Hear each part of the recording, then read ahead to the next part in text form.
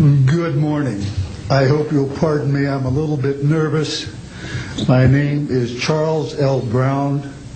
I'm a Lieutenant Colonel, U.S. Air Force, retired, subsequently 7 years with the Foreign Service.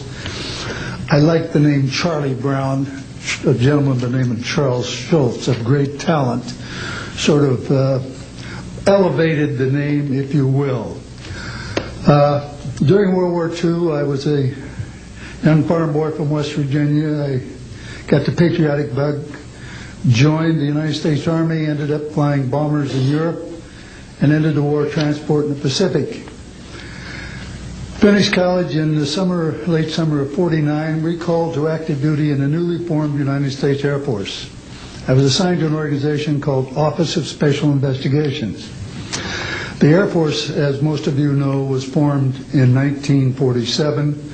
OSI, as a central investigative agency for the Air Force, was formed, I think, in 1948. So everything was relatively new. Needless to say, starting in '47, UFOs were rather new. The Air Force Air Technical Intelligence Center was at Wright-Patterson Air Force Base, and I had my office in a building adjacent to it. And our organization was the worldwide investigative agency for the Air Force for any unidentified flying objects. This lasted for about 2 years. The project name was known as Project Grudge. It was the predecessor to a project known as Blue Book, which Ed Ruppelt headed. During my experience with it, I would collect the data I didn't collect it, it was sent into my office. I analyzed it. As a pilot investigator, I was able to offer some bits of advice to the Air Technical Intelligence people. Now, you might visualize a massive office, but as I recall, we had a first lieutenant, a secretary, and a technical sergeant. That was the essence of Project Blue Book when it started, or Project Grudge. Blue Book, and expanded somewhat. During the review as an analyst of these various documentary reports, if you will, or documents, I became clearly convinced that there was substance to what was being reported, in that we had ground visual, ground radar, airborne visual, and airborne radar confirmation of some of these sightings. The individuals who made the sightings were everything from airline pilots, military pilots, police officers, some of the people that your lives depend upon on a daily basis. These are very reputable and credible people. I hope that the testimony here from very credible people will convince you of that and will further Steve Greer's disclosure project, in that pressure needs to be brought to bring this to the attention not only of the Americans, but of people all over the planet. These vehicles have been seen and confirmed all over the planet. I am willing to sign a sworn statement or testify to my judgment and to what I have observed. Such things do exist. Please believe me. Please believe those who follow me. Thank you.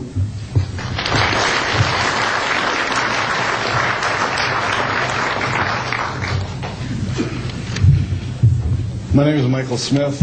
I was in the Air Force, a sergeant, from 1967 to 1973. I was aircraft control and warning operator.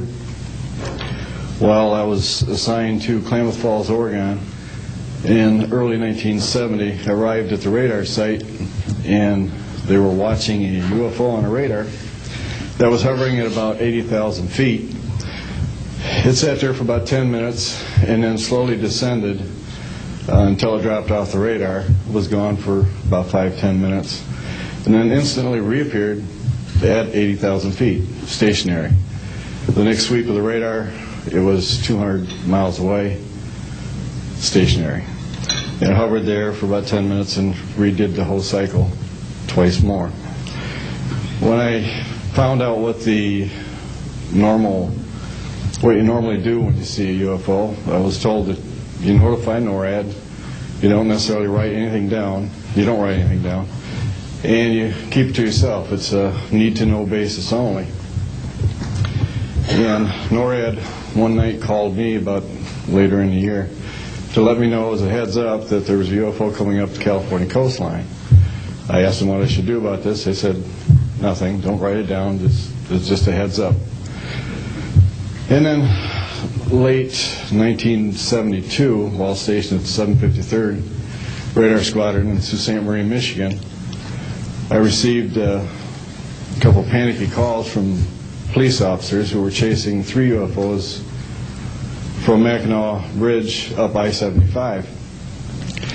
So I immediately checked the radar, confirmed that they were there, called NORAD, and they were concerned because they had 2 inbound B-52s going to Kinslow Air Force Base. So they diverted them because they didn't want any proximity to the 2. And that night I answered many calls from the police department, sheriff's department and stuff. And my standard response was that there was nothing on radar. And I will testify to this under oath to a congressional hearing.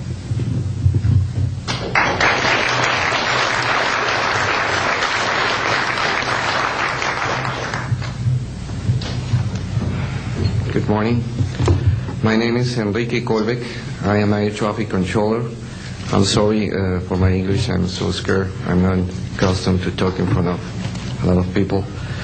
I'm here because I'm being a witness in a voluntary way on my work.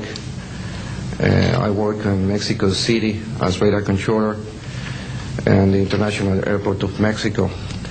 And I'm going to give an example about this silence that we have in Mexico for several years, and this issue happens a lot of times in my country, unfortunately.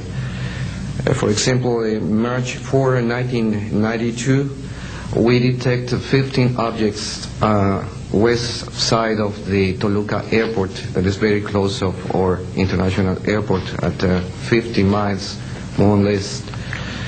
Then July 28 of 1994, we have almost a collision or something that we can name in that way with an international flight, domestic flight of Aeromexico 129, commanded by the pilot Raimundo Cervantes Ruano, that has a trash or something about in his main landing gear in the right leg.